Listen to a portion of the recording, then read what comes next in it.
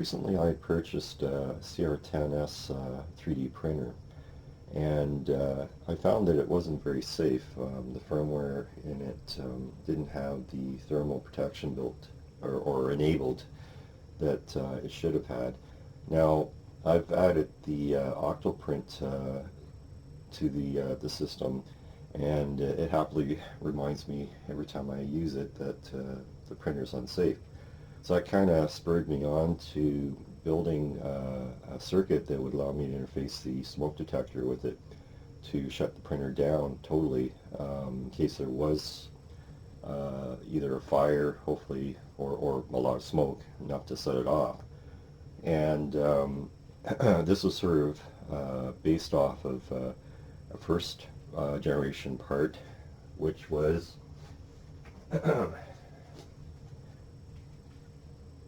sort of, so this was used to remotely shut down the Octoprint, since there was a lot of warnings about just pulling a plug on it and its image getting corrupted.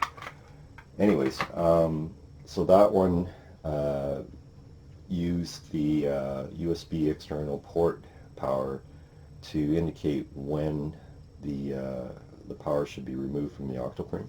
So when the Octoprint has been told to shut down through its browser, it will, as one of its steps, remove the power from the USB port, and then that's where we start a timer to expire after a certain amount of time, and then shut off a relay that's powering up the Octoprint.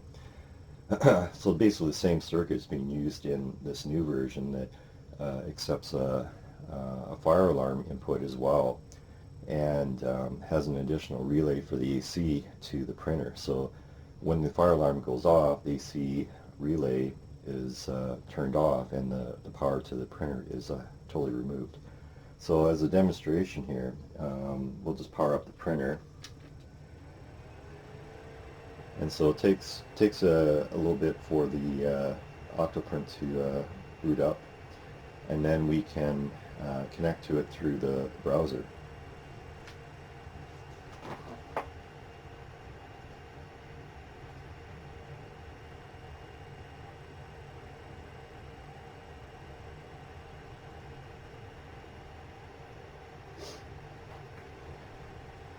So now that we've established communication with the Octoprint in the browser, we can see that we got full control through Octoprint.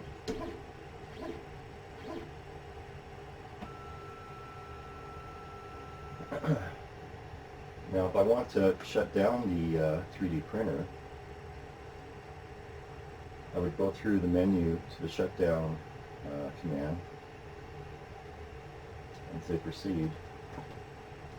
And what you'll see is within about 20 seconds, 25 seconds or so, the whole system will shut down remotely.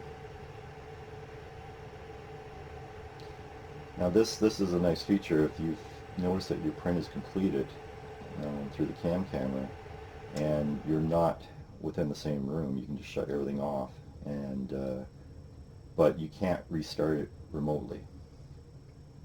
So now it's all shut down happily, and we'll just go ahead and restart.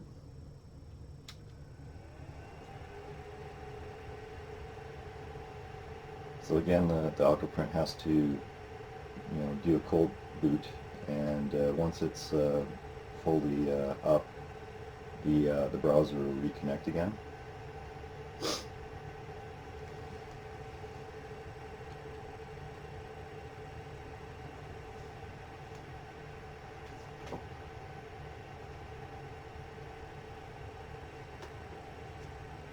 Okay, so we're back up again. So the second feature, so besides the remote shutdown, is the fire alarm. So I've got, or smoke detector. I've got the smoke detector right here. It's wired in. So we'll hit the test button. And that removes the AC power from the printer. Octoprint remains up, and we get an indicator that the fault has occurred. And that fault can be reset with a momentary button that's on the side of the printer box, or the print box. Um, Now it has a relatively large filter on that input, so it will take a few seconds for it to discharge.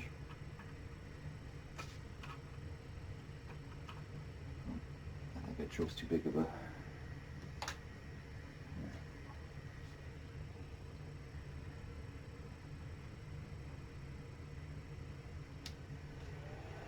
So the fault's been reset. Now I purposely made the switch flush with the box so that you had to consciously go in and reset that button. You couldn't accidentally hit it. So now it's back up again, everything's running, happy, and I'll just go ahead and shut it down through the browser again.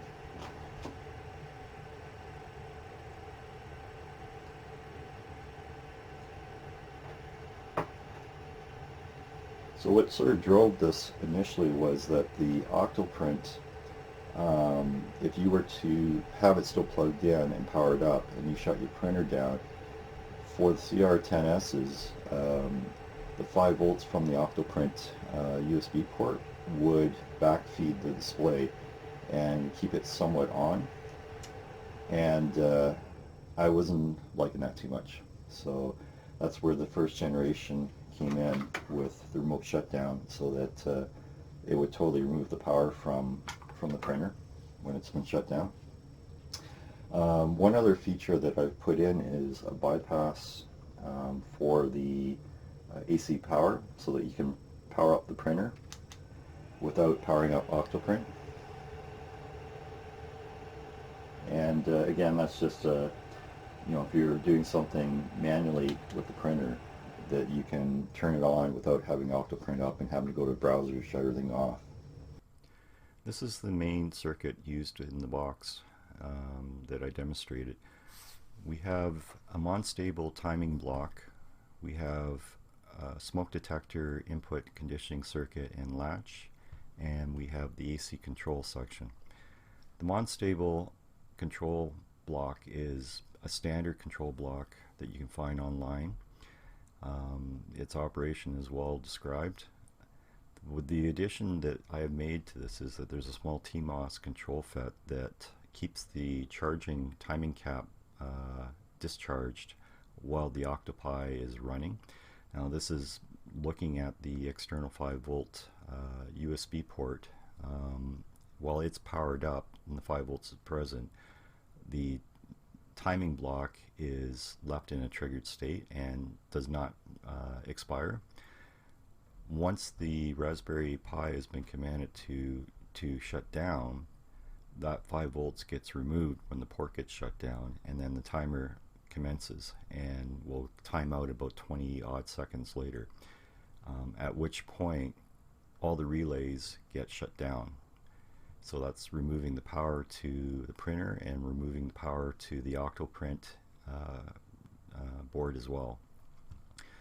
The secondary function of this control circuit is to take the smoke detector input and shut off the AC to the printer.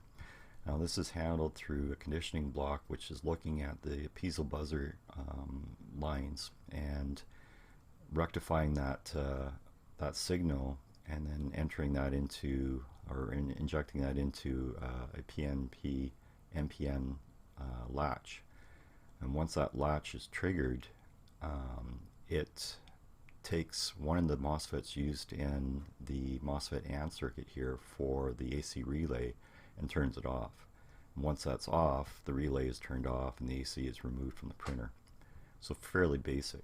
To reset this latch, there's a momentary switch which, when opened, clears the or removes the path for the current that is being supplied to keep the latch active, and it then resets and then allows the main AC relay to power up again.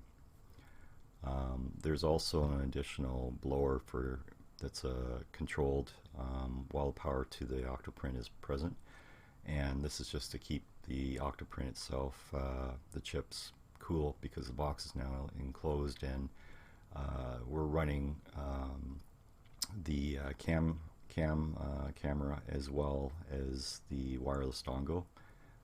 So there's a little bit more power running through the board.